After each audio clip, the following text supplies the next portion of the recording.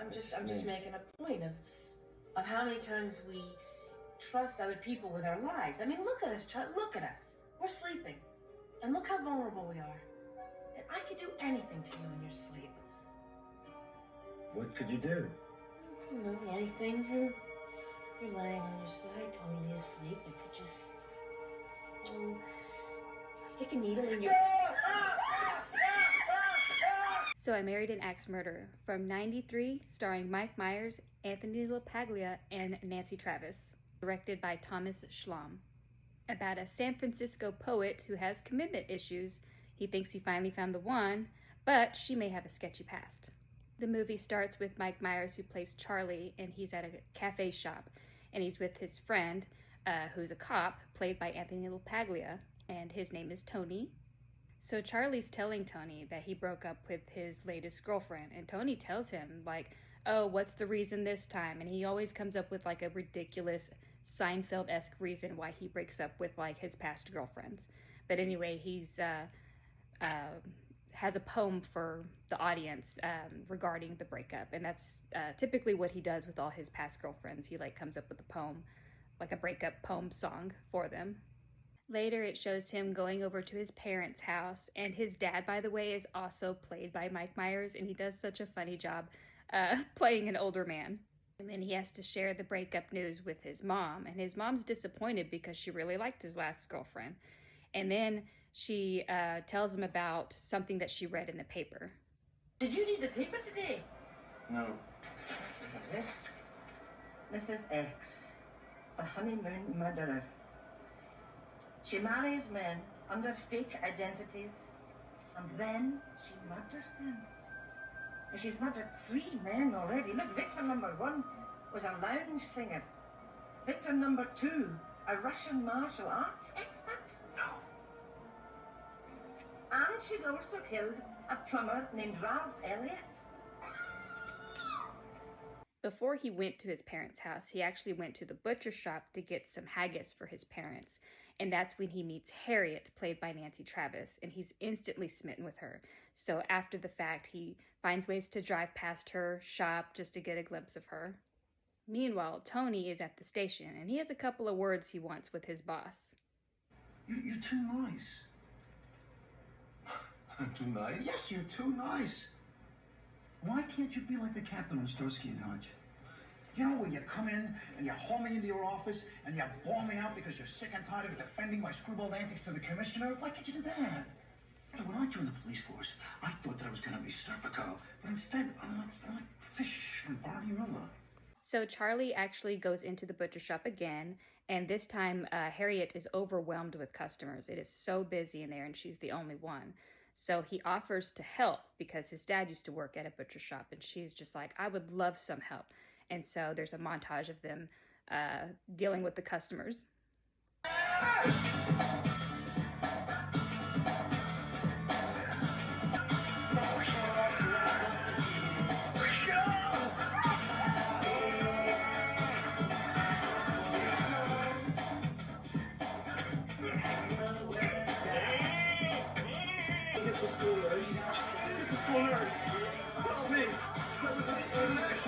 So after that, they go on a date. They take an evening stroll, and so they're just having a conversation, and he jokingly asks her, like, hey, what's the worst thing you've ever done? Like, something evil. And he's like, have you ever brutally murdered somebody? And her answer's surprising because she says, well, brutal is a subjective word. What's brutal to some might be reasonable to others. Then they're walking by these 2 Russian sailors, and they say something about her, and she actually responds back in Russian. And so Charlie seems even more smitten with her. They go back to her place, and she offers him some tea, and he sees this huge poster of Atlantic City, and she says that she used to live there.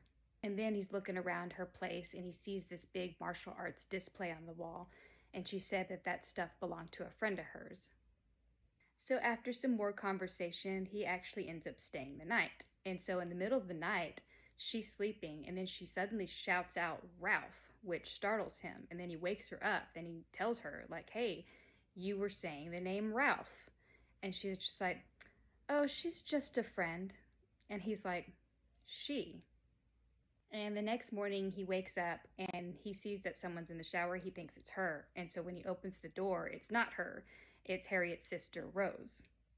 And he feels bad, and he was about to leave, but she stops him and offers to make him breakfast. Oh, gee, I'd love to, but, I'm really running late, but thanks. What would you say to silver dollar pancakes? Fresh squeezed orange juice, bacon, and Kona coffee. Oh, it sounds great.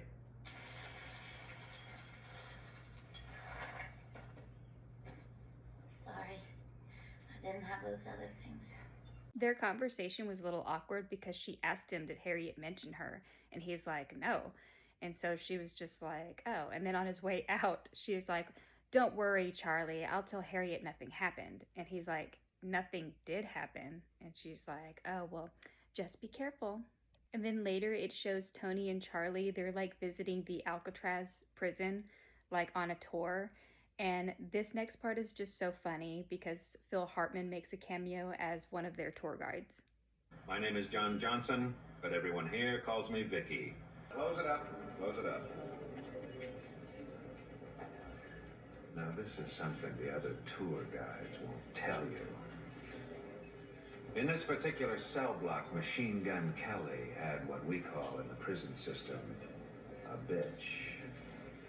And one night, in a jealous rage, Kelly took a makeshift knife, or shiv, and cut out the bitch's eyes. And as if this wasn't enough retribution for Kelly, the next day, he and 4 other inmates took turns pissing into the bitch's ocular cavities. And then there's a montage of their growing relationship, and he's getting to know Rose a little better. She's getting to know his friends, and now it's time to meet his parents. He goes to the bathroom, and then he overhears his mom and her having a conversation, which actually matches the newspaper article that she told him about earlier. It just happened to be in the bathroom. So as he's reading it, it's kind of matching up to everything that Harriet has mentioned in her past. And so he becomes suspicious.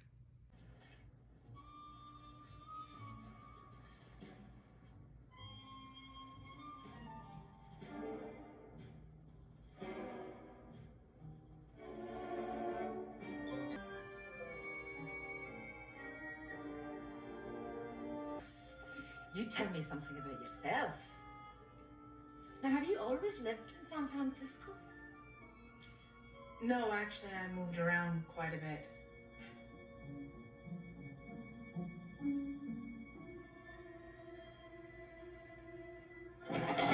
And on the car ride home, he asks her if her martial arts friend was from San Francisco. And she tells him, no, that was Miami, but she doesn't really want to talk about it. So he's even more suspicious.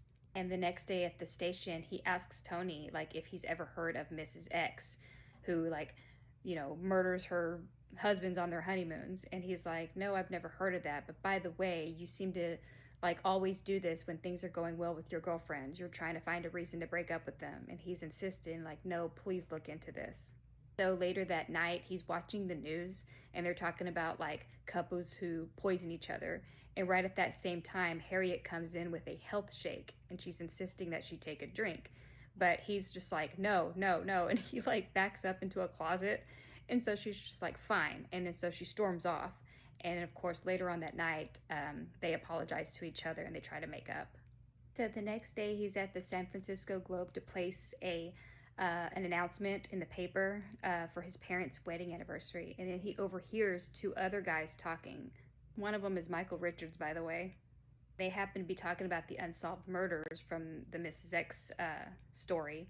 And one of them is a plumber named Ralph. And so that's when, like, Charlie turns around and he's just like, he goes up to them and he's like, did they mention the wife? And of course, they were just like, hey, we're sorry that, like, you got offended. We need to shut up. And he's like, did they mention the wife? And of course, he, like, freaks out Michael Richards and he, like, storms off. So he didn't get anywhere with that. But Charlie is on edge enough that he actually meets up with Harriet later and he ends up breaking up with her. And she's upset, but she did say, well, at least you left early on. And later on, he's at that cafe poetry lounge, and he's trying to do like a breakup poem about Harriet, but he's actually unable to do it.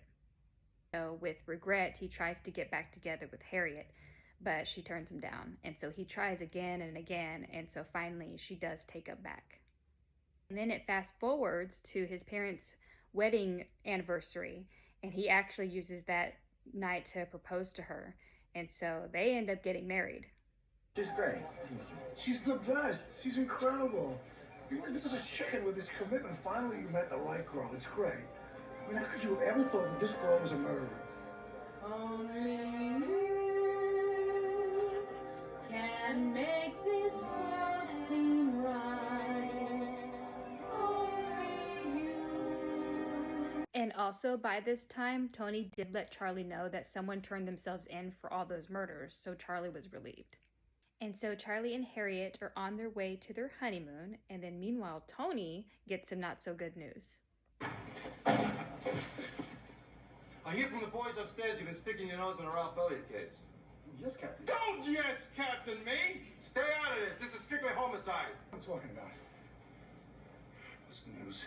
Oh, you want to hear the news? Well, here's the news. It seems that the old lady that confessed to the murder of Ralph Elliott has also confessed to a couple of other murders. I knew she would. Yeah, right. Well, she's confessed to the murders of Abraham Lincoln, Warren G. Harding, and Julius Caesar. She's a nutcase. You screw this one up, pal, and you'll be writing pocket tickets for the rest of your life. You got that? Captain, I won't let you down.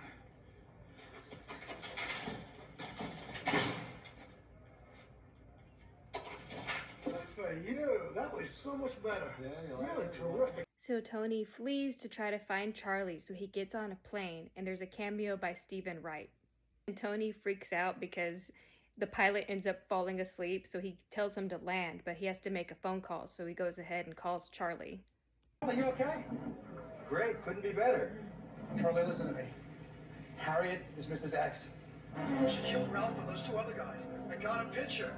Just stay where you are. Charlie? Hold on 1 second, excuse me, 1 second. What should I do? Don't worry, when the time comes, you'll know. Thanks, thank you. So lightning strikes the power lines, and then the phone goes dead. Tony's still trying to get to Charlie, so he tries to commandeer a vehicle, and it's driven by another cameo, Charles Grodin. All the diners get up to dance, and then the lightning strikes again, and the lights go out temporarily, but Charlie shouts out help, help, I'm Marita, and then the lights go back on, and he's in front of Harriet, and he's like, a wonderful person. And so Harriet is suspicious of what Charlie knows. All the diners are like, let's get this happy couple to their room, and so they're marching them both to their room. Hey, have a good night, you two. Hey, why don't you stay for a nightcap? No, you two want to be alone. No, really, really. Stay for a nightcap. Sir, I really don't think I should. Stay for a nightcap! Harriet gets Charlie in the room, and so she confesses to him, I've been married before. But Charlie's like, I already know that. And so she's like, you know about my other husbands? And so that's when he uses this opportunity to get her trapped, and so he locks her in the closet. He tries to pick up the phone and call the police, but of course the lines are dead.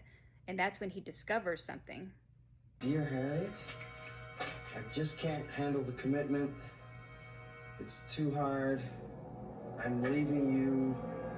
Love, Charlie? I didn't marry her.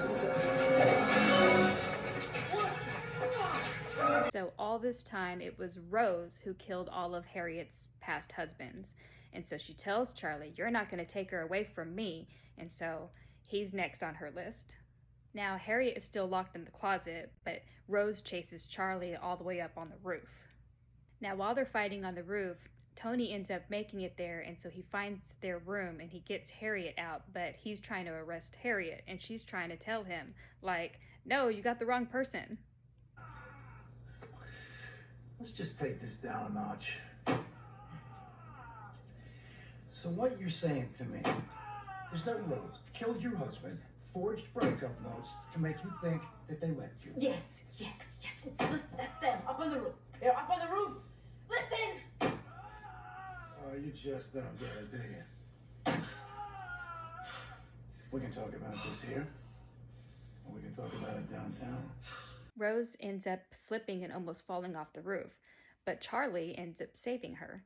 And so the end of the movie, she's arrested and hauled off. And so the very end of the movie, he's at the cafe shop. And of course, instead of a breakup poem, he's got a nice little relationship poem about Harriet. And so that's the end of the movie. Now, I loved this movie. It's so nostalgic. And of course, all the cameos and Phil Hartman. I miss Phil Hartman. But anyway, let me know what you think. Comment below. Did I forget anything? Have you seen it? Let me know. William, move your head. Look at the size of that boy's head. Shh. I'm not kidding, it's like an orange on a toothpick. You gotta give the boy a complex. Well, that's a huge noggin. It's a virtual planetoid. Has its own weather system. Heat, move!